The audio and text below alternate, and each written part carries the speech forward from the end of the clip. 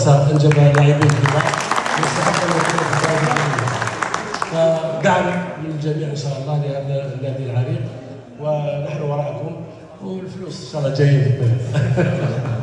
طبعا لازم السلطات المحلية أيضا نظرا لهذا الفريق الذي ضحى أيضا قلت أيام الاستعمار، وأيضا أنجب لنا لاعبين كبار مثل الكرة الجزائرية. فماذا أقول أتمنى في نهاية هذا الموسم اتحاد الحرس يكون إن شاء الله في الدرجة الأولى إن شاء الله إن شاء الله. شكرا لكم.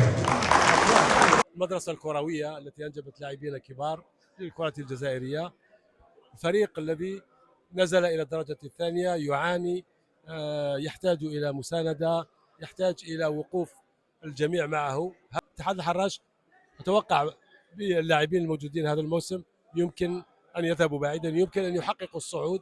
هذا ما نتمناه. نتمنى لكل المدارس الكروية في الجزائر، ولدية قسنطينة، جمعية وهران، عنابة، هذه الأندية الكبيرة التي اضمحلت وانتهت يجب أن تعود.